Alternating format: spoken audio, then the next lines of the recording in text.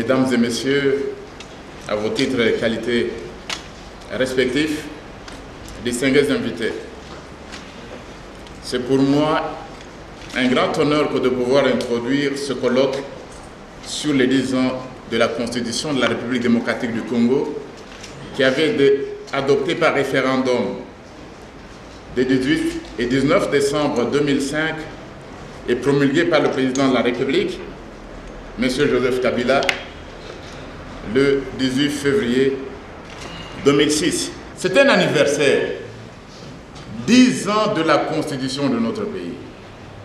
C'est le temps de célébrer. Nous avons aussi des anglophones parmi nous. This is the time to celebrate, because it is a great moment in the history of our country, the Democratic Republic of Congo. Je vais rapidement vous donner le contexte dans lequel ce colloque a été initié, vous en donner également les objectifs et la marche jusqu'au jour où nous commençons ces travaux aujourd'hui. D'abord le contexte. L'année 2016 coïncide, vous le savez bien, avec le 10e anniversaire de la Constitution qui avait été adoptée par notre peuple.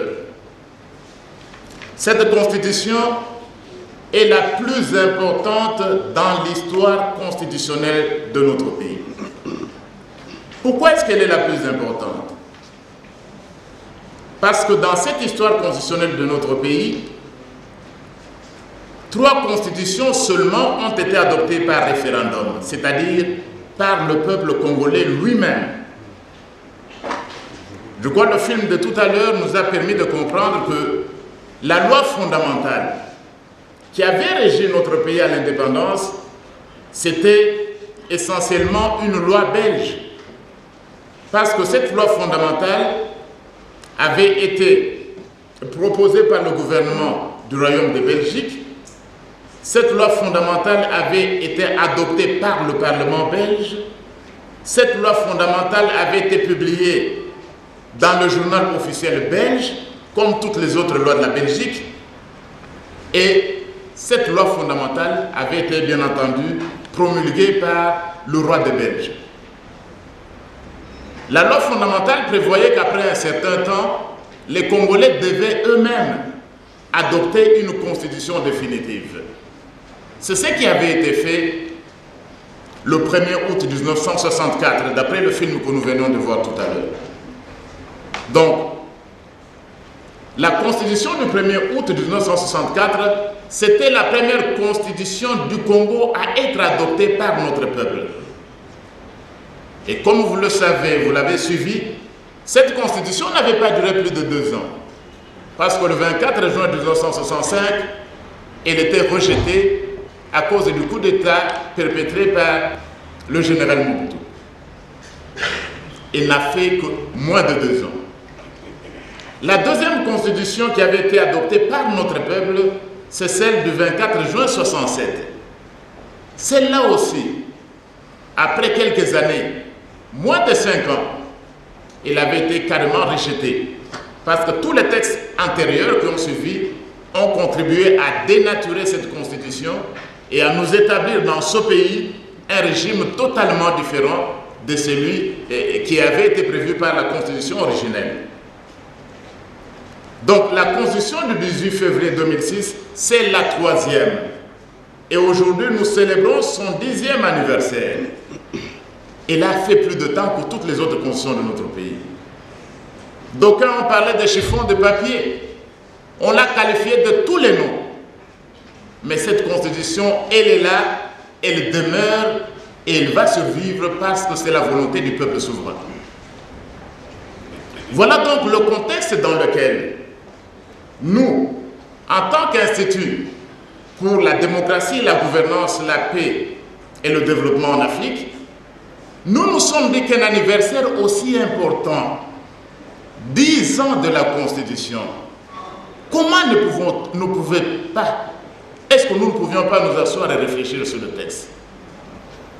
10 ans après, pour la loi suprême du pays, l'IDGPA évidemment est constituée de beaucoup de juristes et des membres de la faculté de droit. Eh bien, la question qui a surgi, c'est celle-ci. Comment est-ce qu'une faculté de droit des universités pouvait se taire pendant qu'une constitution arrivait à son 10e anniversaire? Comment les universitaires congolais, comment les juristes congolais, et ils sont de plus en plus nombreux qui inondent les masses médias et sur les plateaux de télévision pour parler de la Constitution et l'interpréter chacun à sa manière, comment des professeurs d'université, comment des chercheurs pouvaient laisser passer un événement aussi important alors que cette Constitution, qui avait été adoptée par environ 85% de notre peuple, atteignait son 10e anniversaire. Ne pas envisager quelque chose pour nous, aller revenir à une sorte de démission intellectuelle, à une sorte de la défaite de la pensée, à une sorte de trahison des clercs. Il fallait donc, en tant qu'intellectuel, se pencher et réfléchir sur cette constitution. Au niveau de l'IDGPA, en vertu des accords de la collaboration que nous avons avec la faculté de droit de l'Université de Kinshasa et d'autres facultés bien sûr, parce que l'IDGPA a une personnalité juridique, c'est une institution panafricaine, et moi-même, le directeur exécutif, étant membre de la faculté, nous en avions saisi formellement le conseil du département de droit public interne, de la faculté de droit. Et tout le monde avait loué l'initiative. Dans un conseil des facultés tenu au mois de novembre, la nouvelle avis était annoncée. Et comme il se doit dans tout colloque scientifique, nous avons précédé à l'appel à la communication, que ceux qui veulent présenter quelque chose, que ceux qui veulent dire quelque chose sur la Constitution, on a publié dans les médias, qu'ils présentent leur communication, qu'ils viennent échanger dans le cadre de ce débat scientifique, qui n'est pas un débat politique. Un comité scientifique avait été constitué, composé à majorité des professeurs de la faculté de droit de l'UNIKIN, et évidemment de professeurs d'autres universités au Canada et d'autres universités africaines. Et comme il se doit dans toute activité scientifique, en tant que directeur exécutif de l'IDGPA, on a enlevé tous les noms des communicateurs pour qu'on puisse se pencher seulement sur les textes. Et après, on nous a remis les textes qui étaient approuvés. Mais quel serait le problème si les examinateurs de textes qui ne se connaissaient pas, si parmi les textes sur lesquels ils émettaient un avis négatif, certains textes venaient de leurs propres collègues de faculté? Quelle peut être la responsabilité de l'IDGPA si dans les textes qui sont rejetés, il peut y avoir des textes de professeurs d'université alors qu'un assistant, lui, son texte est retenu par la majorité des professeurs de la même faculté? On ne pouvait pas le reprocher à l'IDGPA. Eh bien, nous avons continué jusqu'au mois de janvier. On a annoncé le programme provisoire, parce qu'il faut quand même dire ces mots, quelques mots sur l'absence de la faculté de droit, qui est, en tout cas dans ma carrière à moi, une trentaine d'années comme enseignant d'université, quelque chose d'inédit, du jamais vu. 2 jours seulement avant le colloque, le doyen des facultés nous dit qu'il suspend la collaboration. 2 jours seulement avant le début du colloque international, alors que les professeurs de la faculté de droit ont envoyé des papiers, ils sont même dans cette salle, j'en suis parmi eux, d'autres vont venir sur cette tribune, le doyen de la faculté de droit suspend sa collaboration. C'est ce qui explique un peu l'absence. Et pas plus tard qu'hier, en tant que directeur exécutif, je suis allé au rectorat pour dire, monsieur le recteur, votre invitation demeure. Un colloque scientifique, le recteur de l'université n'est pas là.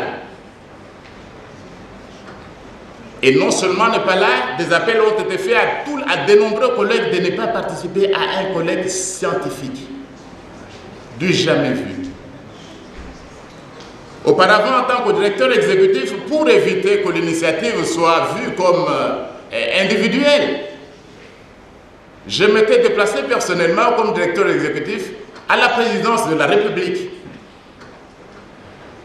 quel que soit ce qui pouvait en coûter, pour remettre l'invitation au président de la République. Et pour dire à la présidence, Monsieur le Président, ou à travers ses collègues qui étaient mandatés, nous n'avons jamais le prestige de promulguer une constitution. Il n'y a qu'un le président qui promulgue. Parce que c'est vous qui avez signé. Nous avons besoin de votre contribution.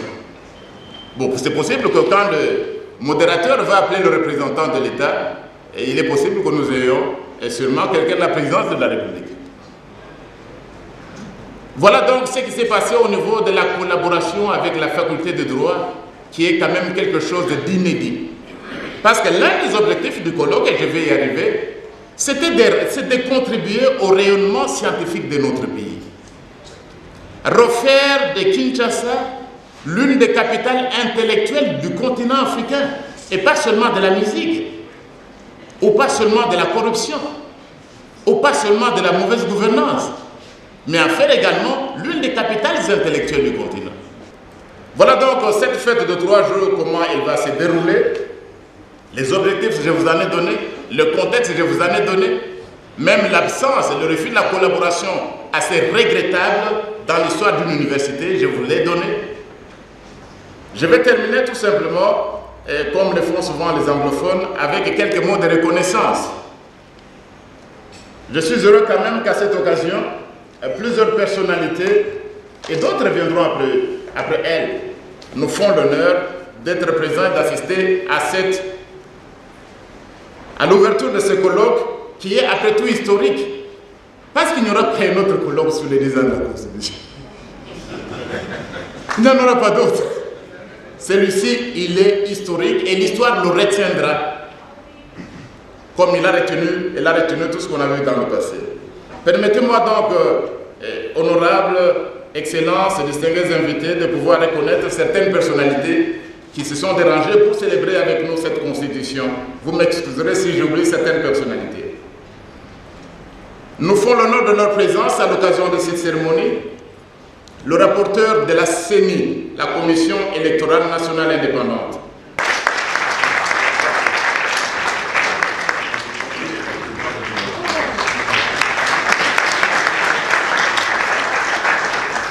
Procureur général de la Gombe, et José Lyongo, si le procureur est là, nous pouvons le saluer.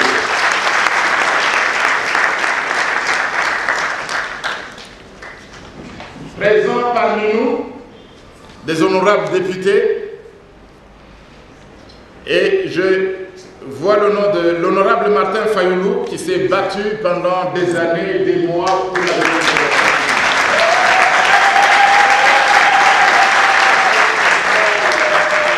Dans le combat pour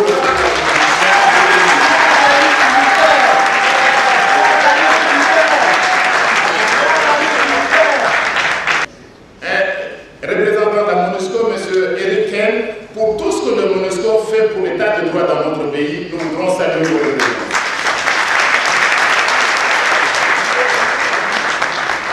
Représentant du président de la Fédération congolaise des entreprises, il est là.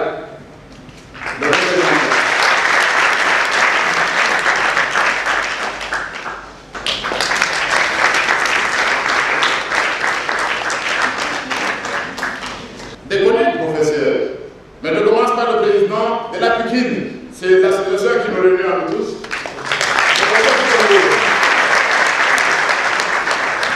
Merci, monsieur le président, c'est pour dire que l'université n'est pas désengagée. La faculté de droit n'est pas non plus désengagée. Présent parmi nous, du même département de la même faculté, le professeur Jacques Ndoli.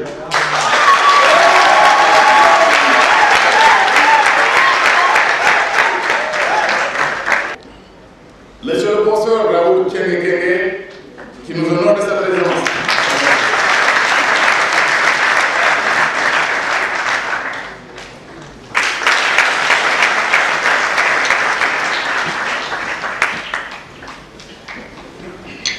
Monsieur Valentin Moubaké, conseiller politique du président Tshisekedi de l'UDPS.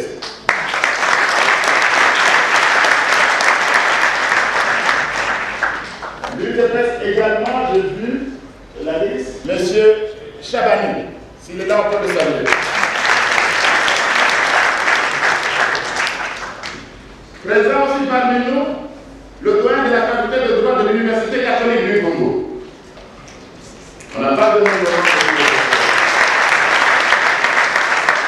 Merci beaucoup.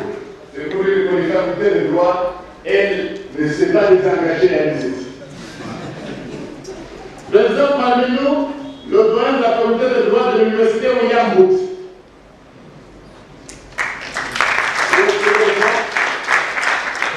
Voilà. Présent parmi nous, le représentant du consulat de Mayo. Parce que la période où on pouvait dire l'État c'est moi, ça n'existe plus. L'État c'est nous, c'est le peuple. Et parce qu'on a invité le représentant de l'État, ils ne sont pas venus. Le colloque doit tout de même être ouvert. Je vais donner des idées. La première idée est tirée du constitutionnaliste français Claude Leclerc. Claude Leclerc qui disait, il écrivait il y a quelques années, en 81, que le monde où les dogmes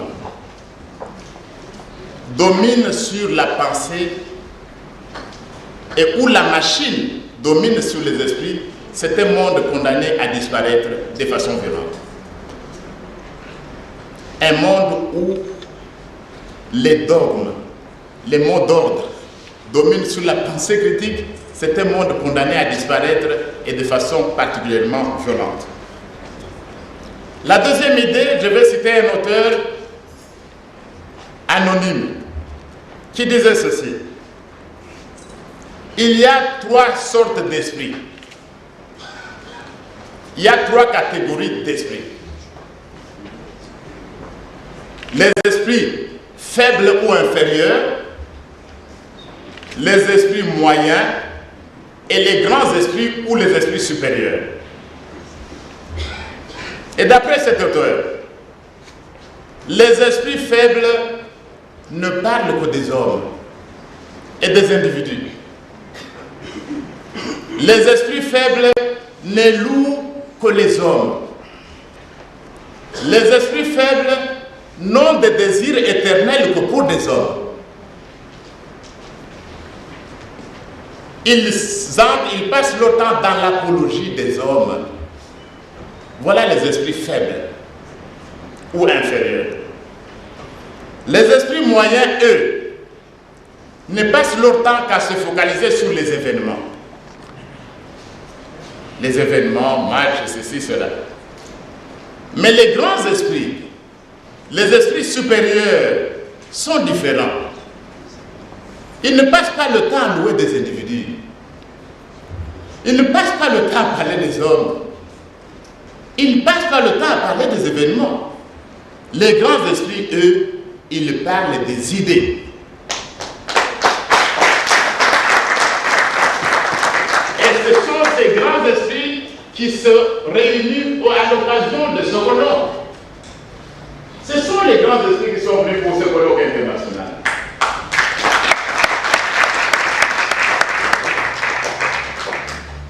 Parce qu'ici, nous ne parlerons pas des hommes. Nous ne parlons pas d'individus ici dans ce colloque. Que l'individu soit beau, que l'individu soit puissant ou surpuissant, que l'individu soit laid, que l'individu ait des désirs d'éternité. Nous ne parlerons pas des hommes dans ce colloque international de Kinshasa.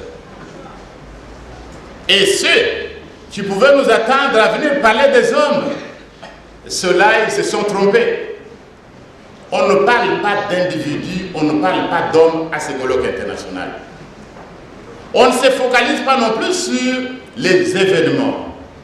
Ici, on va se focaliser sur les idées.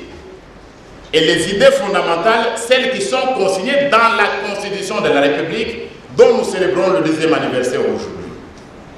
Et comme on le disait tout à l'heure, c'est un jour de fête pour la nation congolaise tout entière.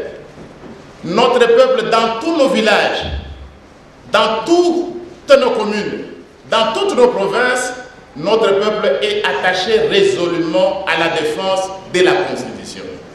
Et nos institutions aussi. Il n'y a pas un seul homme politique qui a dit qu'il est contre la Constitution. Cela étant dit, et comme le représentant de l'État n'est pas venu et que la Constitution, c'est celle du peuple, permettez-moi, comme membre du peuple, de me lever et de déclarer ouvert ce colloque international sur les 10 ans de la Constitution.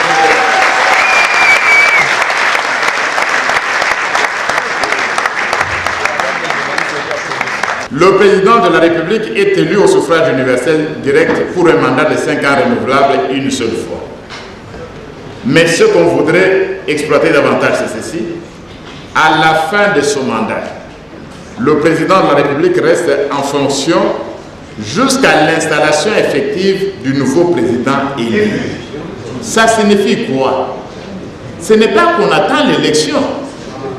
Le président élu est déjà là. Il est en place. On le connaît, c'est comme aux États-Unis. Aux États-Unis, on sait qu'au mois de novembre, il y aura un président élu. Mais Barack Obama doit attendre, il sera là jusqu'au mois de janvier. Il y aura un moment où il y a un président élu et un président en fonction. En attendant le mois de janvier, c'est cette hypothèse-là uniquement. Mais n'allez pas sur les chaînes des médias pour dire non, on peut rester même si c'est 20 ans, pour autant qu'on n'a pas organisé les élections. C'est méconnaître la Constitution. La Constitution reste en fonction jusqu'à l'installation.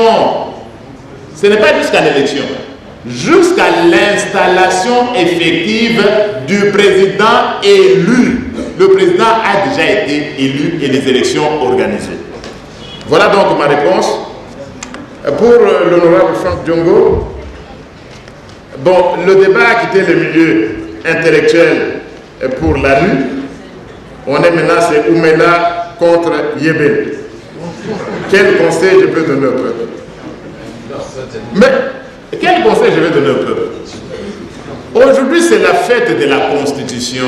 C'est le peuple qui a adopté cette Constitution, qui se souvient de ce qu'il a mis dans différents articles. Qu'est-ce que ce n'est pas moi qui vais poser l'article 64? Parce que c'est le peuple qui l'a adopté. Les mécanismes sont prévus, honorable. Le peuple doit connaître sa constitution et la défendre. C'est ça l'un des objectifs des fascicules en jaune qui sont remis. Connaître sa constitution pour la défendre et la protéger.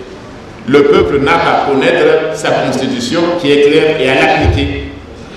Ça ne vient pas de nous, ça ne vient pas de qui que ce soit, mais c'est la constitution elle-même.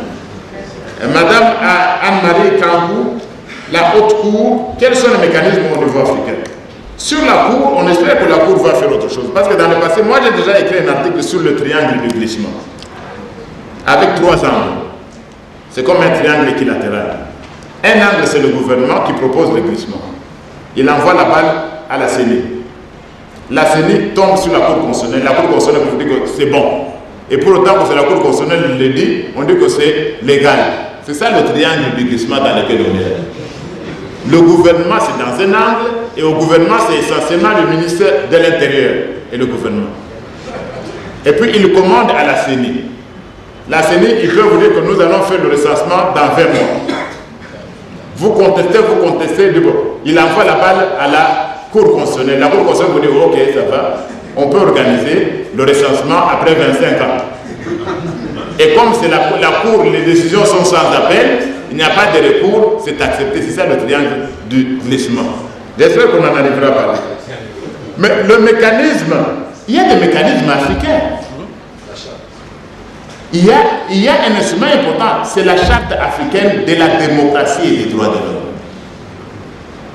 Et le collègue, le professeur Mbombo qui vient du Nigeria, a parlé de mécanismes au niveau de l'ECOWAS, les États de l'Afrique de l'Ouest. En Afrique de l'Ouest, tu violes la Constitution, on viendra chez toi. On te force, c'est comme ça en Afrique de l'Ouest. Malheureusement, le SADC n'a pas encore ça. Ah donc, la charte africaine a des mécanismes qui disent que tout dirigeant, surtout pendant une certaine période, l'année où vous devez partir, vous procédez au changement de la Constitution, ça c'est un changement inconstitutionnel de gouvernement. Il y a des mécanismes. Et l'OUA qui envoie ses émissaires et tout ça devait savoir qu'elle a des mécanismes. Voilà donc la réponse. Il y a des mécanismes au plan africain pour empêcher tous ceux-là qui veulent tripatouiller les constitutions et pour les amener à la raison. Voilà donc les réponses que j'avais, Monsieur le Président. La Grande-Bretagne a une constitution, mais une constitution coutumière. C'est-à-dire que les règles de gestion du pouvoir, il y a bien sûr quelques textes qui sont comme des repères, mais les mécanismes sont inscrits dans leur ethos, d'ailleurs dans leur code juridique. Et c'est ça la plus grande force d'une constitution. Ce n'est pas que ça soit écrit dans un gros document avec un drapeau, mais que ça soit intériorisé par les acteurs, pour que ça soit obligatoire, self-exécutif, automatiquement. C'est-à-dire, personne ne peut, en Grande-Bretagne, ignorer la date, même si à l'époque ce n'était pas écrit que dans 5 ans, il va y avoir élection. Ce sont donc des règles de conduite. Ce qui nous amène à dire que la Constitution, ce n'est pas la matérialité, c'est l'immatérialité. Le droit constitutionnel, c'est, comme toutes les autres branches des droits, une science humaine. Ce ne sont pas des règles qui inventent. Les règles sont les comportements des acteurs. Vous ne pouvez pas avoir une démocratie s'il n'y a pas de démocrate. Et sur ce point-là, il y a une étude de Père de Saint-Moulin sur la commune de Gaba qui a été publiée par CEPAS pour se demander à la population qu'est-ce qu'elle considère comme primordial dans ce pays. Plus de 80% dit l'état de droit, le respect de la Constitution, l'égalité. Ce sont deux valeurs. La Constitution, ce n'est pas cette disposition de l'article, ce sont les valeurs qui sont contenues. Et le texte n'est qu'une mise en forme. Donc, il y a déjà une mythologie qui s'éforme et que nous devons consolider avec le patriotisme constitutionnel. Je crois que c'est ça la grande question. Je ne reviens pas sur les débats administratifs. Ce qui est important, c'est que le droit constitutionnel par rapport aux autres branches est obligé de fonctionner sur une double approche.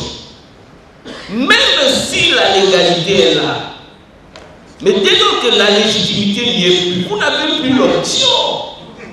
Les textes de loi deviennent mortifères. C'est ce qui arrive. C'est-à-dire, vous avez vu Mobutu, les jours où en 92, les gens ont tapé dans la cité ici avec les casseroles que le mandat de Mobutu est fini. Dès lui-même, il est allé à Gbagbo. Après, il a quitté Gbagbo, il est allé à Kaouli. Après, il a quitté Kaouli. Il ne savait plus.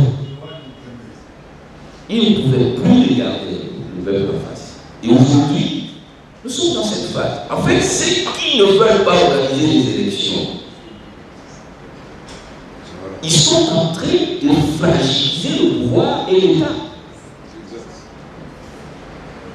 On connaît les principes de continuité, c'est pour assurer des affaires courantes. Ce n'est pas pour asseoir un pouvoir sur de bases fragiles, voire inexistantes. C'est dangereux pour l'État.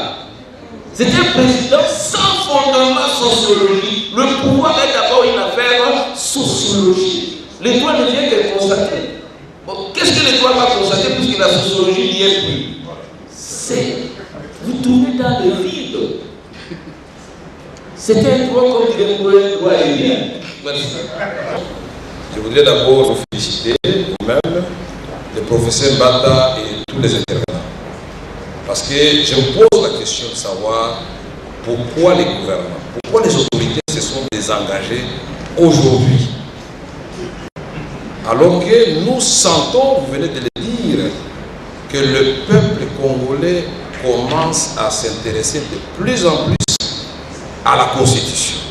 Et je dirais même plus que le peuple congolais ne voudrait pas que l'on touche à cette Constitution, puisque c'est nous-mêmes, il y a 10 ans, qui avons dit à ce peuple que cette Constitution est le socle, c'est le pacte républicain. Si on y touche, tout ce que nous avons convenu avec les amis d'IRLC, d'IRCD pour mettre fin à la guerre au Congo, tout cela aura été un travail inutile.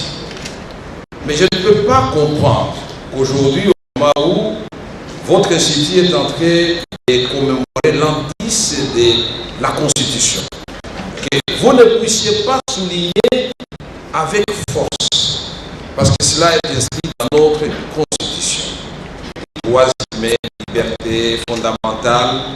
Souligner avec force, disais-je, que l'on viole les articles de la Constitution qui garantissent à tout Congolais et à toute Congolaise d'abord l'expression libre, réunion libre, les droits de manifester, pour autant que cela respecte l'ordre public et les droits publics. Au moment où nous parlons, on est en train de juger avec le tribunal de grande instance de Goma, encerclé par les policiers, première ceinture. Deuxième ceinture, c'est la population qui dit non. Ça, c'est un jugement qui vient de Kinshasa, on connaît déjà. Ils seront condamnés. 10 membres de la Lucha. Le seul tort, c'est d'avoir dit comme les Quinois, comme tous les Congolais, que Yébéla, il ne faut pas toucher à la Constitution. Et je me demande, on les juge en cas de flagrance. Vous êtes le professeur d'université, on doit parler de flagrance si cette flagrance n'est pas liée à une quelconque infraction. Quelle est l'infraction? D'avoir accueilli les léopards et en même temps d'avoir accepté de rester à la maison. Est-ce que rester à la maison devient une infraction dans ce pays? Il y a les codes du travail.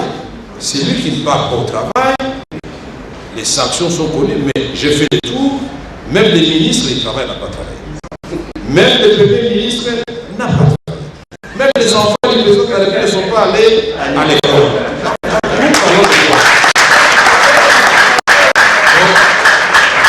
Je ne voudrais pas politiser votre assemblée. Vous me connaissez très bien, parlementaire, président des partis politiques. Si vous me laissez, je vais aller trop loin. Mais je voudrais dire tout simplement bravo aux organisateurs, bravo au peuple congolais qui a compris que son destin, c'est entre ses mains, et en même temps, nous devons protester. De la manière la plus énergique, que l'on puisse comme ça arrêter ces jeunes et d'autres, des autres partis ici à Kinshasa, que ce soit les MLC, que ce soit l'INC, que ce soit les CD, ou les partis de l'EP, les femmes aussi.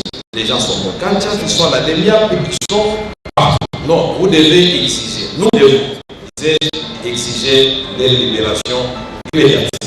Je vous remercie et je voudrais que vous puissiez me lire les cas de flagrance pour la lucha, c'est lié à quelle infraction quand on sert à la fois la vie morte et on accueille les léopards. Merci beaucoup. On va prendre une pause.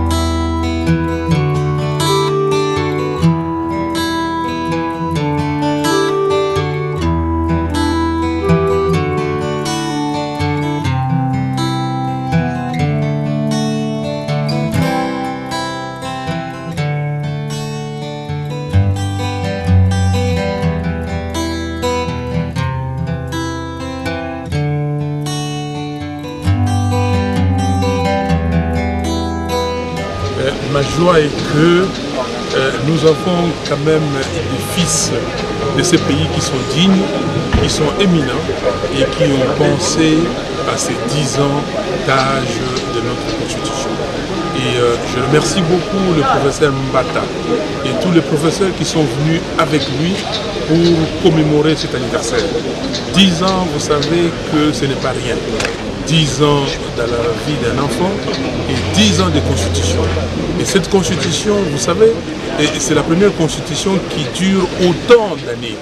Parce que, comme le professeur Mbata vous l'a dit, les premières constitutions de la République n'ont pas fait long feu. Et comme vous le savez, qu'il y a d'autres personnes qui ont voulu encore malmener cette constitution du 18 février 2006. Aujourd'hui, nous sommes contents que cette constitution, qui était ou qui est le fruit d'une longue réflexion, d'abord tous les dialogues, toutes les rencontres qu'il y a eu avant, et puis finalement le dialogue intercongolais de Sun City, qui a produit l'accord global et inclusif, qui nous a amené à une transition de 3 ans, et la constitution votée au référendum. Donc nous sommes fiers, nous sommes contents qu'il y ait aujourd'hui ces colloques et j'y participe et je vais participer pour d'abord dire que je suis un fils de ces pays qui soutient que la Constitution ne peut pas être changée comme on l'entend. Je soutiens que la Constitution doit être considérée comme un élément de stabilité d'un pays. Et je soutiens que la Constitution doit être le moteur de la cohésion et du développement d'un pays. Voilà pourquoi nous sommes ici et je dis au peuple congolais, cette Constitution doit demeurer. Vous savez que les États-Unis ont leur Constitution depuis plus de 200 ans. Et puis les plus de 200 ans, il y a eu plus de 11 000 demandes d'amendement de la Constitution américaine. Et jusqu'aujourd'hui, il n'y a que 27 amendements qui sont passés. Alors nous devons tout faire. Si nous voulons que les Congos rejoignent réellement les concerts des nations, si nous voulons que le Congo soit un pays, comme disait Patrice Emery Lumumba, un pays que nous devons léguer à nos enfants et que nous devons être fiers, il faut cimenter ces pays et pour cimenter le pays, il faut à la base une constitution solide et une constitution forte. Je n'aborderai pas le sujet sous cet angle-là de failles ou de points faibles. Je pense que nous devons célébrer cette constitution, comme l'a dit le professeur Mbata, c'est une fête. Aujourd'hui, ce n'est pas le moment de parler des failles parce que c'est une constitution qui nous a permis quand même de vivre dans la quiétude, dans la paix, dans la sérénité. Alors que nous étions dans une sécurité juridique, constitutionnelle, je peux le dire. Mais aujourd'hui, avec cette constitution, voyez-vous que nous sommes en paix. C'est ce qui est le plus important. Mais sinon, on pouvait je pense que les colloques, les débats qui vont s'ouvrir nous permettra de voir les faiblesses. Mais déjà, moi, je préfère parler de ce qui est bien. Le train qui arrive à l'heure, pas les trains qui arrivent en retard. Les trains qui arrivent à l'heure, c'est que cette constitution est bien. Et parce qu'aujourd'hui, regarde, les institutions sont en marche. Hein, et les institutions fonctionnent. Et nous sommes en paix, c'est ce qui est le plus important. Mais si vous voulez, je peux épingler lorsqu'on dit que le président de l'article 70 dit que le président de la République reste jusqu'à ce que la mise en place, même si il fait 3-4 ans, on doit le laisser comme ça. Non, je dis bien ce sont des dispositions que moi, par exemple, j'aimerais bien que nous puissions sceller dans notre question dans l'avenir pour que de telles dispositions n'existent pas, parce que les gens interprètent à tort et ce genre d'article qui permet, par exemple, le président actuel de dire que je peux rester éternellement, même si on n'organise pas des élections. Cette constitution, malgré cette faiblesse, est l'une des constitutions qui ont été adoptées par référendum.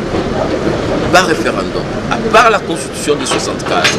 D'ailleurs, le référendum de 64 n'avait pas concerné l'ensemble du territoire de la République. La constitution de 67, vous connaissez le contexte dans lequel cette constitution a été adoptée, de voter rouge ou voter vert. C'était même un plébiscite. Mais la constitution de 2006 avait de faiblesses, mais il y a eu un débat qui a fait que, même s'il y a eu 61% globalement participant plus ou moins. Mais elle a reçu cette constitution, l'aval de plus ou moins 84% des Congolais. Et surtout, cette constitution nous a permis d'asseoir les premières élections de 2006, de 2011. Maintenant, nous sommes dans une autre phase. Nous avons quitté la phase de déclenchement. Maintenant, c'est la phase de consolidation. Et c'est là où on sent des hésitations des uns et des autres. Je sais que vous évoquez là-bas qu'ils veulent avoir une autre constitution. En fait, ils ne veulent pas avoir une autre constitution. Ils veulent rester au pouvoir éternellement, mais la constitution actuelle ne permet pas. Alors, la constitution devient comme un monstre qu'il faut absolument abattre. Mais heureusement, le peuple s'est approprié la constitution. Le peuple a adhéré à cette constitution et le peuple maintenant utilise cette constitution comme le vrai bouclier à la limitation du pouvoir, aussi bien dans le temps que dans l'espace. Mais il y a encore beaucoup de choses à faire.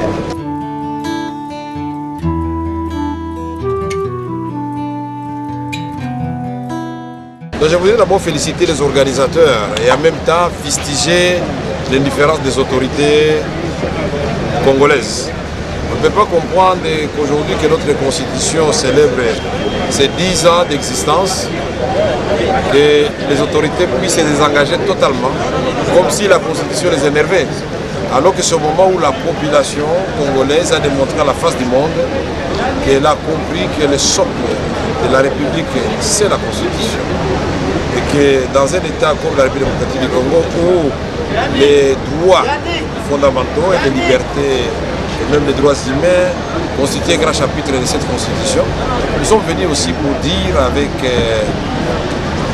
force notre protestation par rapport à l'arbitraire, je dirais même un scandale, une parodie de justice à Goma, où on a arrêté les membres de la Lucha et qui sont en train d'être jugés dans les tribunaux de grande instance, encerclés par les policiers et entourés par la population pour venir soutenir ces vaillants combattants de la liberté et de la démocratie.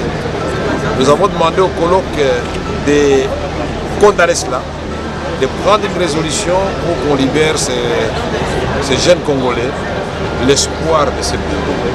Nous avons aussi relevé le fait qu'il y a les membres de nos différents partis, MLC, UNC, MLP, CDR et les autres, qui sont en ce moment dans les différents cachots de Kinshasa. Nous demandons et exigeons aussi des relaxations. Nous félicitons la qualité des interventions aujourd'hui. Les questions posées démontrent encore une fois, si besoin en est, l'attachement du peuple congolais au respect de la Constitution. Ça ne pose aucun problème. L'article 70 c'est très clair. Le président en fonction demeure jusqu'à l'installation du nouveau président élu. Mais c'est conjugué au passé, c'est-à-dire que ce président-là est déjà élu et nous sommes dans une période où il y a un président en fonction et un président élu mais qui doit entrer en fonction. C'est cette période-là qui est prévue dans notre Constitution, puisque l'élection a lieu le 27 novembre 2016 et l'installation du nouveau président, c'est-à-dire la passation du pouvoir, le 20 décembre 2016. Pendant cette période-là, le président Kabila va demeurer président pendant un mois en attendant que celui qui a été élu puisse prendre les rênes du pouvoir.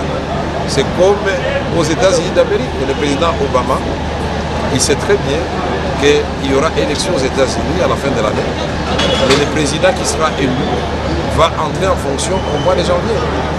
Et nous avons aussi, pour l'article 220, c'est la limitation des mandats à 2, c'est le respect des scrutins, le mot de scrutin, c'est-à-dire le scrutin universel direct, et c'est tout un dispositif des articles jugés intangibles. Et quand on nous dit, et que quand même la communauté internationale nous écrit, pour dire que bon, maintenant que nous arrivons à la fin du deuxième mandat du président Kabila, dialoguons. Mais nous disons à la même communauté internationale, puisque la Déclaration universelle des droits des hommes fait que tous les hommes de l'humanité sont égaux. Il n'y a pas aux États-Unis ou en Europe ou ailleurs en Afrique des superman et nous sommes des sous-hommes. Ça signifie que si on nous demande à nous de dialoguer avec le président Kabila, nous sommes en droit de dire aussi qu'à la fin de chaque mandat, comme c'est le cas maintenant, le président Obama doit dialoguer avec les différents candidats à la présidentielle. Ce qui est une absurdité puisque ça ne se fait pas là-bas comme ça. Là-bas, on a intériorisé cette culture. Au Nigeria, cette culture est déjà ancrée dans les esprits des gens. Le Sénégal est en train de suivre, le Ghana a montré l'exemple, la Zambie, la Namibie, le Mozambique. Il y a beaucoup de pays en Afrique noirs qui ont démontré qu'ils peuvent, au nom de l'intérêt général, respecter la Constitution qui est au-dessus de toutes les lois et de toutes les personnes. C'est la loi suprême, ce sont les institutions et les hommes ne sont que les simples animateurs. Merci beaucoup.